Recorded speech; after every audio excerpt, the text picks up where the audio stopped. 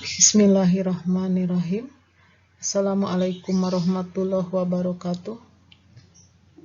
Halo anak-anak hebat, mari kita belajar tentang struktur politik dan ekonomi Indonesia pada masa demokrasi liberal. Sekarang mari kita lihat kompetensi dasar. Menganalisis perkembangan kehidupan politik dan ekonomi bangsa Indonesia pada masa awal kemerdekaan demokrasi liberal. Tujuan pembelajaran ini di mana siswa mampu menganalisis dan menyajikan dalam bentuk laporan perkembangan kehidupan politik dan ekonomi bangsa Indonesia pada masa awal kemerdekaan demokrasi liberal. Mari kita tinjau kabinet pada masa demokrasi liberal. 1. Kabinet Natsir. 2. Kabinet Sukiman. 3. Kabinet Wilopo. 4. Kabinet Ali Sastro Amijoyo I. 5. Kabinet Burhanuddin Harahap. 6. Kabinet Ali Sastro Amijoyo II. Dan 7. Kabinet Juanda atau Kabinet Karya. Kabinet Natsir. Program kerjanya. Pertama, program kerja mempersiapkan dan menyelenggarakan pemilihan umum untuk Dewan Konstituante dalam waktu yang singkat. Kedua, mencapai konsolidasi dan menyempurnakan susunan pemerintahan serta membentuk peralatan negara yang bulat berdasarkan Pasal 146 dalam Undang-Undang Dasar Sementara 1950. 3. Menggiatkan berbagai usaha untuk mencapai keamanan dan ketentraman. 4. Mengembangkan dan memperkokoh kekuatan perekonomian rakyat sebagai dasar bagi pelaksanaan kegiatan perekonomian nasional yang sehat serta melaksanakan keragaman dan kesemerataan hak antara buruh dan majikan. 5. Membantu pembangunan perumahan rakyat, serta memperluas berbagai usaha untuk meningkatkan kualitas dalam bidang kesehatan dan kecerdasan. 6. Menyempurnakan organisasi angkatan perang dan pemulihan mantan anggota-anggota tentara dan gerilya ke dalam masyarakat. 7. Memperjuangkan dan mengusahakan penyelesaian masalah perebutan wilayah Irian Barat dalam waktu yang singkat. Kabinet Sukiman.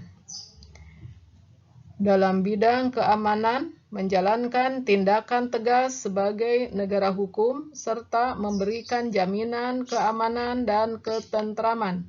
Bidang sosial ekonomi, mengusahakan kemakmuran rakyat secepatnya dengan memperbaharui hukum agraria supaya berpihak pada kepentingan petani, serta mempercepat usaha menempatkan bekas pejuang di lapangan kerja atau usaha. Bidang politik luar negeri, memasukkan Irian Barat ke dalam wilayah Republik Indonesia dan mempercepat persiapan penyelenggaraan pemilihan umum. Kabinet Wilopo. Program kerja dalam negeri Kabinet Wilopo meliputi: pertama, menyelenggarakan pemilihan umum untuk memilih Dewan Konstituante DPR dan DPRD. Kedua, meningkatkan kemakmuran rakyat. Ketiga, meningkatkan pendidikan rakyat, pemulihan stabilitas keamanan negara. Sementara program kerja luar negeri Kabinet Wilopo meliputi penyelenggaraan masalah hubungan Indonesia-Belanda, pengembalian Irian Barat ke pangkuan Indonesia. Kedua, menjalankan politik luar negeri yang bebas aktif. Kabinet Ali Sastro Amijoyo I. Program Kabinet Ali Sastro Amijoyo I Pertama, meningkatkan keamanan dan kemakmuran. Kedua, menyelenggarakan pemilihan umum. Ketiga, membebaskan Irian Barat secepatnya. Keempat, melaksanakan politik bebas aktif. Kelima, meninjau kembali persetujuan konferensi meja bundar. Keenam, menyelesaikan pertikaian politik. Kabinet Burhanuddin Harahap. Program kerja Kabinet Burhanuddin Harahap. Pertama, mengembalikan kewibawaan moral pemerintah, kepercayaan Angkatan Darat, dan masyarakat kepada pemerintah. Kedua, melaksanakan pemilu menurut rencana yang sudah ditetapkan dan menyelenggarakan terbentuknya parlemen yang baru. Ketiga, menyelesaikan perundang-undangan desentralisasi sedapat-dapatnya dalam tahun 1955. Keempat, menghilangkan faktor-faktor yang menimbulkan inflasi. Keenam, memberantas korupsi.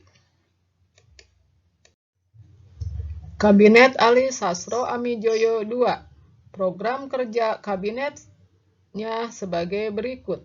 Pertama, perjuangan pengembalian Irian Barat, pembentukan daerah-daerah otonomi, dan mempercepat terbentuknya anggota DPRD.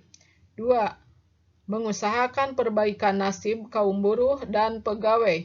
Ketiga, menyehatkan perimbangan keuangan negara. Keempat, mewujudkan perubahan ekonomi kolonial menjadi ekonomi nasional berdasarkan kepentingan rakyat. Kelima, pembatalan KMB, pemulihan keamanan dan ketertiban, pembangunan 5 tahun, menjalankan politik luar negeri bebas aktif. Keenam, melaksanakan keputusan Konferensi Asia Afrika. Kabinet Juanda atau Kabinet Karya. Program kerja yang dikenal dengan nama Pancakarya. Pertama, membentuk Dewan Nasional. Kedua, normalisasi keadaan Republik Indonesia. Ketiga, melanjutkan pembantalan KMB. Keempat, memperjuangkan Irian Barat kembali ke Republik Indonesia. Kelima, mempercepat pembangunan.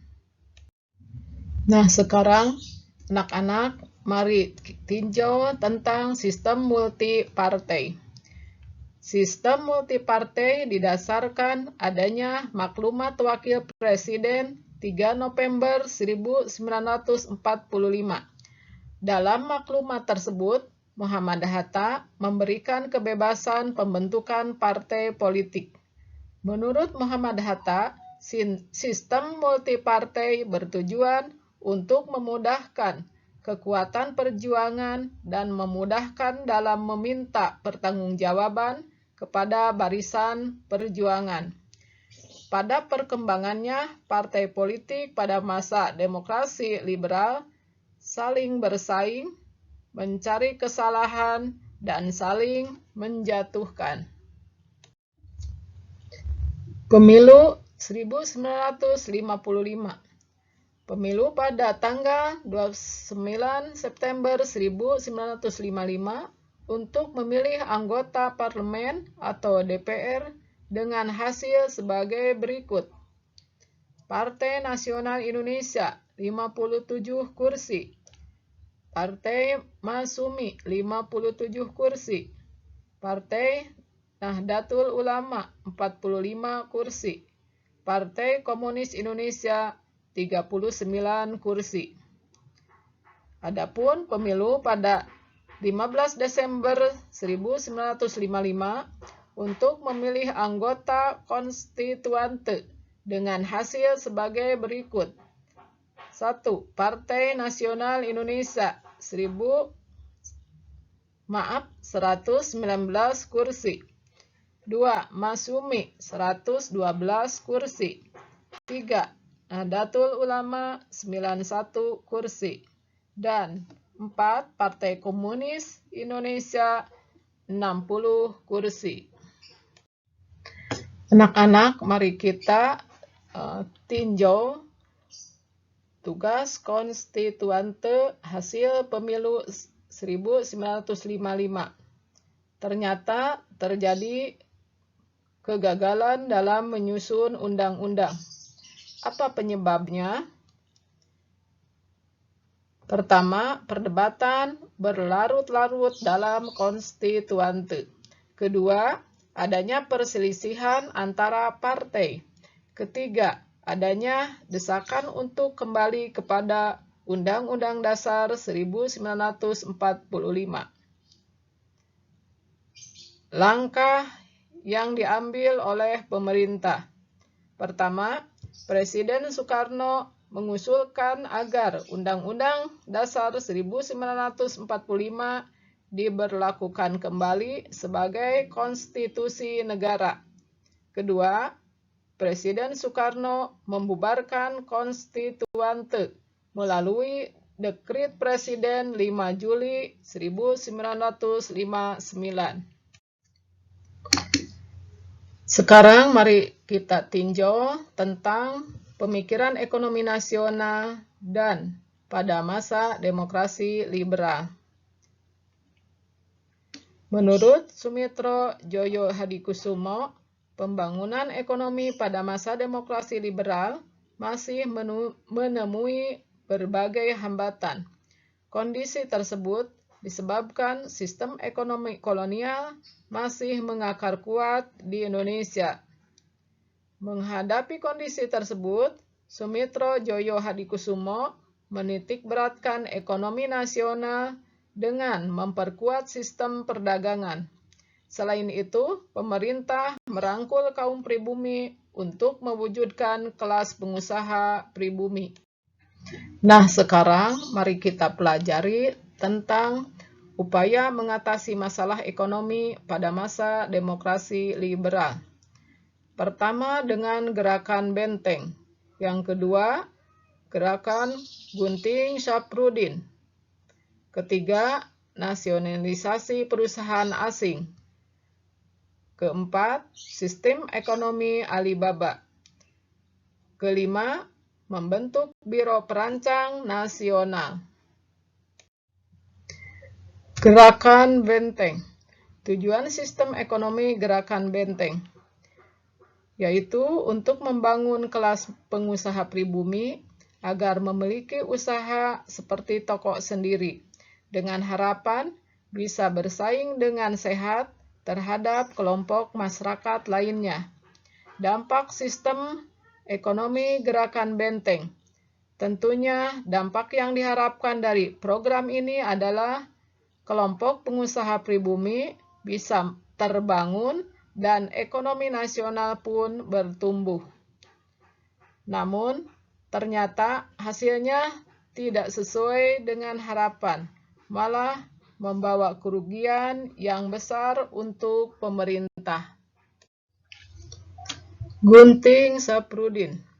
Tujuan kebijakan Gunting Sapirudin yaitu Menteri Keuangan Kabinet Hatta II, Sapirudin Prawira Negara, mengusulkan kebijakan sanering. Sanering adalah pemotongan nilai uang. Pada 20 Maret 1950, semua uang yang bernilai 5 gulden ke atas dipotong nilainya hingga setengahnya. Nilai itu dianggap tak akan membebani rakyat kecil, sebab saat itu pecahan uang di atas 5 gulden hanya dimiliki mereka dengan ekonomi menengah ke atas. Pemotongan uang dilakukan secara harfiah, lembaran uang digunting di sebelah menjadi 2. Lembaran uang digunting dibelah menjadi 2. Potongan pertama menjadi uang dengan nilai setengahnya, sementara potongan kedua ditukar sebagai kupon obligasi negara. Langkah Berikutnya, untuk mengatasi masalah ekonomi, yaitu nasionalisasi perusahaan. Banyak perusahaan-perusahaan asing yang menjadi milik Indonesia. Sistem ekonomi Alibaba. Sistem ekonomi Alibaba dicetuskan oleh Mr. Ishak Cokro Hadisuryo saat menjabat sebagai Menteri Perekonomian masa pemerintahan Kabinet Ali Sastro Amijoyo I pada 31 Juli 1953 sampai 12 Agustus 1955. Lewat sistem ekonomi ini, pengusaha non-pribumi diharuskan membantu orang pribumi dalam menjalankan usahanya dengan cara memberikan pelatihan dan memberi kredit kepada mereka. Istilah Alibaba berasal dari kata Ali untuk pengusaha pribumi dan Baba pengusaha non-pribumi. Membentuk Biro Perancang Nasional. Program yang dilaksanakan umumnya merupakan program jangka pendek, tetapi pada masa Kabinet Ali Sastro Amijoyo II, pemerintah membentuk Badan Perencanaan Pembangunan Nasional yang disebut Biro Perancang Negara. Tugas biro ini merancang pembangunan jangka panjang.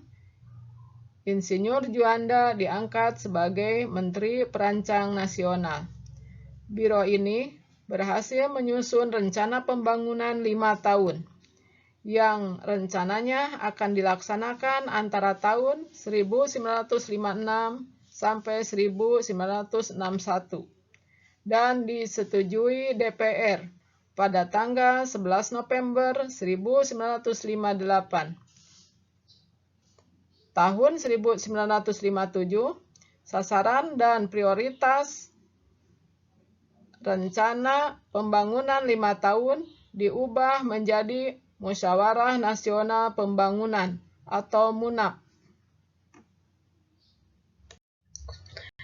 Itulah anak-anak yang hebat. Materi kali ini mudah-mudahan bermanfaat. Sekian dan terima kasih. Wassalamualaikum warahmatullahi wabarakatuh.